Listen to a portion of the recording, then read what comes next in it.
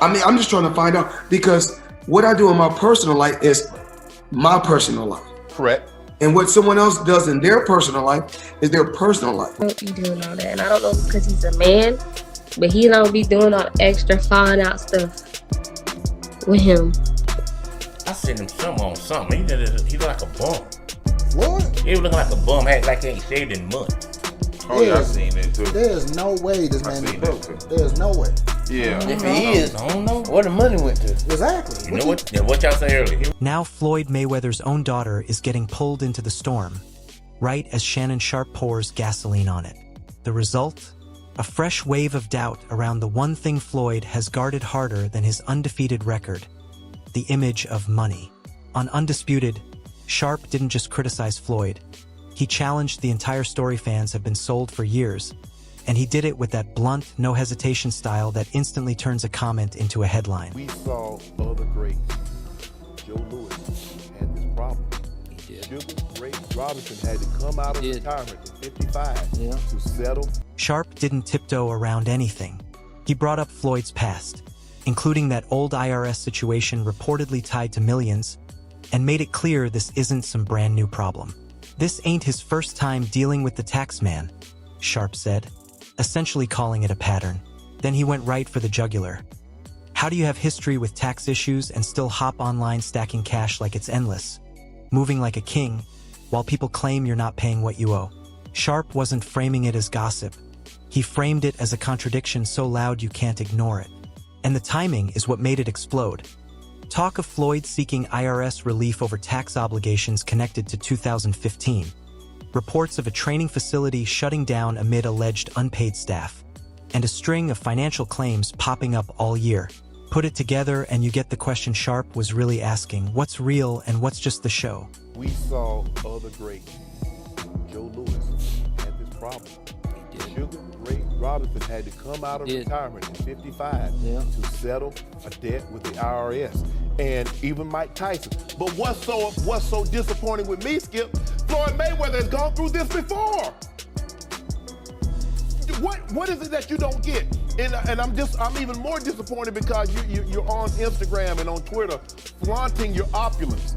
And then the paperwork angle made things even more uncomfortable. Court filings, as described in reports, paint a very specific picture.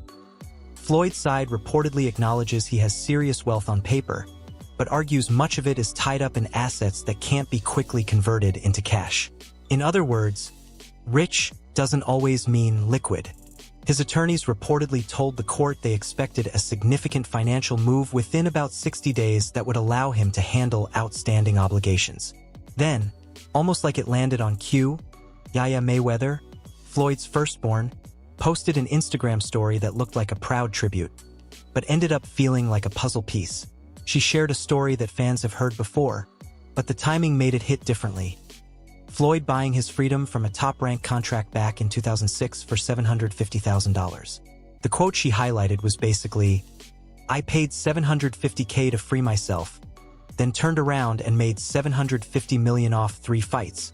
And those 3 fights, Canelo Alvarez, Manny Pacquiao, and Conor McGregor, were the peak checks that cemented Floyd as the highest-paid name in combat sports." You gotta understand, the only thing more embellished than Floyd Mayweather's pay-per-view numbers is Floyd Mayweather's net worth, and he made a lot of money. But remember this, it does not matter what you made, it matters what you kept, and he is a dum-dum. So anyone, Floyd's made $1 billion, Floyd has gotten $300 million for Pacquiao, $300 million for McGregor. That might be true, but that money does not exist anymore, is that what you're saying? But here's the twist. The way Yaya framed it changed the vibe. It wasn't just, "Look how legendary my dad is." Under the celebration, it accidentally spotlighted the real blueprint.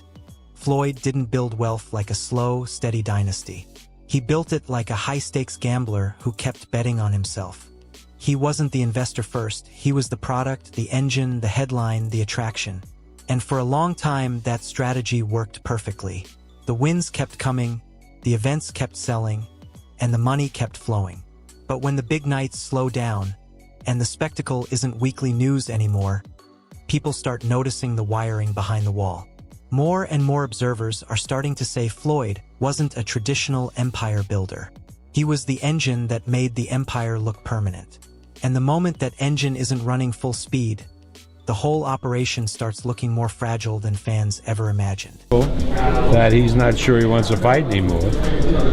And I think he's saying what he really believes. That doesn't mean that he won't fight. See, so I had lunch with some guy who knows Floyd. He's not that he's in the inner circle, but he knows him. And he said Floyd only likes to fight and wants to fight when he's broke. If he has money, he don't want to fight. That's why his real estate talk, the adult entertainment ventures, the famous car collection, everything that looks like wealth pillars, is getting reinterpreted by critics as part of the performance rather than proof of long-term stability. People aren't saying he never made money. They're saying the structure may not have been designed for generational security. And that's what makes Yaya's throwback land differently. It wasn't a story about a careful plan. It was a story about a massive bet that paid off. Not a foundation, not a system, a bet. And once the public starts thinking your kingdom began as a gamble, the next question becomes unavoidable. What happens when the world finally calls the chips? A bunch of gambling debts. Floyd, okay? And he tried to plant fake news out here saying that he was in downtown LA giving out money, and then he was at the, Then Leonard Ellerbe gets pulled into it. Ellerbe, Floyd's longtime business partner and former CEO of Mayweather Promotions, has recently been linked in chatter to leaked financial documents that allegedly suggest Floyd's debt situation could be heavier than the public has been led to believe. And whether those leaks are proven or not, the mere rumor of internal paperwork is enough to shift the whole conversation from internet jokes to wait, is this serious? Money Mayweather. It's who he is. I've always thought that he's a horrible person, and this is every... Because once the idea of documents enters the story, people stop arguing feelings and start hunting receipts. Even though those papers haven't been widely verified or publicly laid out in full, just the claim that they exist has poured fuel on an already raging fire. Now you've got non-stop talk of unpaid obligations, assets being tied up, accounts being stretched thin, and commitments stacked too high. And the scariest part is that all the rumors keep pointing in the same direction. The lifestyle is loud, but the stability behind it might be shaky. Stop embarrassing yourself with these exhibitions. I know life is hard, I know life is expensive, but come on dude, put your legacy first. Nobody wants to remember you like this. And it gets worse, your jeweler filed a lawsuit against you in Miami. And many are saying you're gonna have to sell off your assets. I hate... And here's what drives people crazy. Floyd reportedly hasn't toned down anything. If anything, he keeps flexing like the pressure doesn't exist. He still flashes piles of cash like trophies. He still posts the private jets, the 5-star stays, the I'm living better than everyone energy. He still goes on platforms and casually claims he's earning 7 figures every month through investments. But that's where the audience stops clapping and starts asking, where are these investments? What are they? Are they verifiable? Do they generate real returns? Or are they tied up in vanity projects, expensive toys, and high-cost assets that look powerful online, but become liabilities the moment real financial heat arrives? Did Logan ever get paid with the situation with Floyd Mayweather? Nah, not yet. Floyd Mayweather's broke.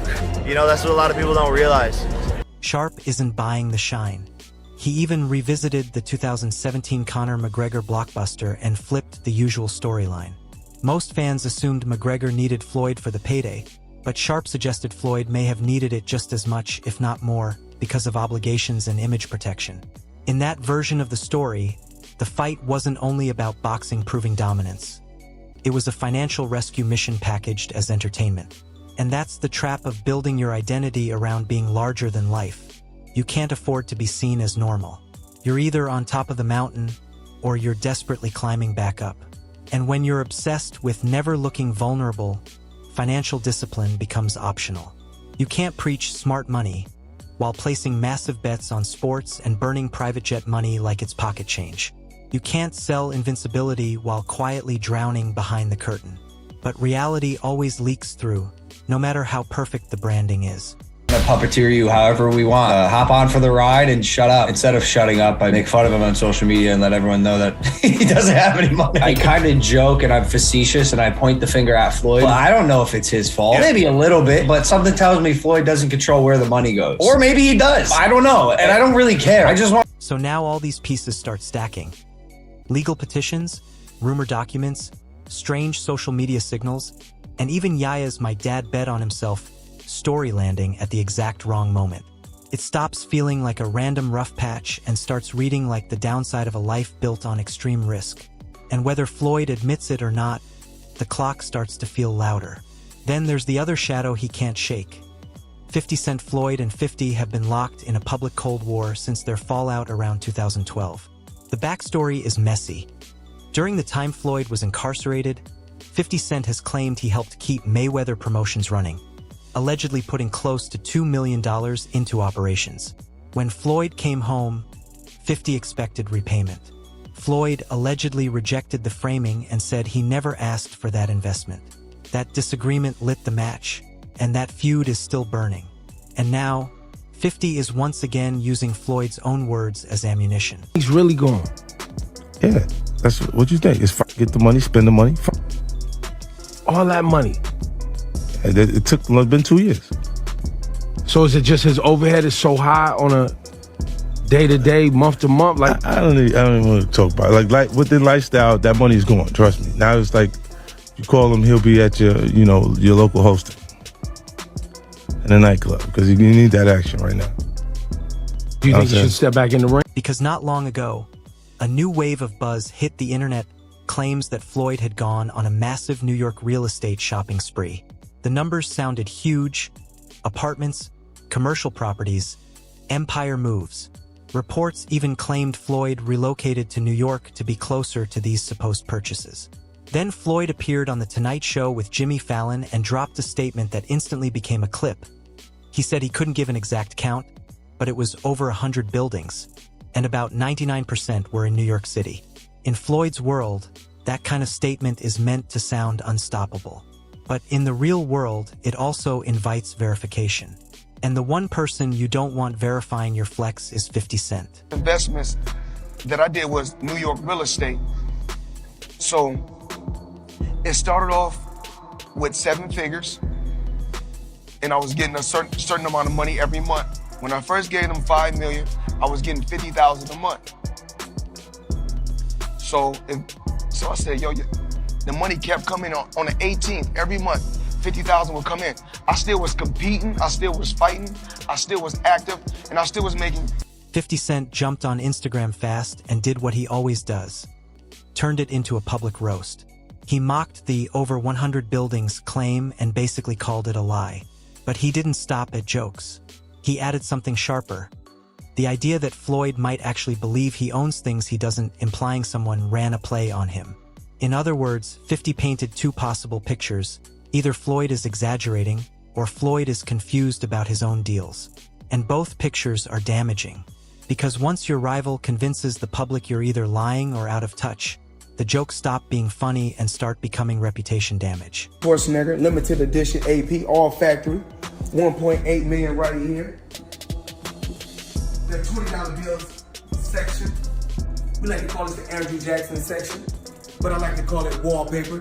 200,000 in 20s. I heard in the song you can get the biggest Chanel bag in the. Then boxing insider Rick Glazer entered the chat, and that's where the tone shifted again. Glazer posted that, from what he was hearing, whispers about Floyd Mayweather Jr. being in real financial distress weren't just random noise. They were deeply rooted. That's what made people pause. Because Glazer isn't just a meme page or a casual troll. He's someone tied into boxing circles with a history of hearing things early. Suddenly 50's mocking didn't feel like pure comedy anymore. It felt like smoke that might be coming from a real fire.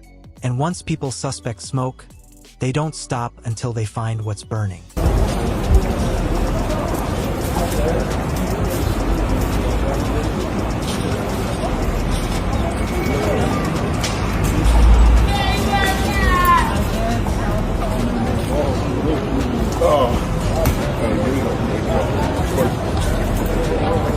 And then Business Insider reportedly looked into it, and what they described finding was the nightmare scenario for a public flex.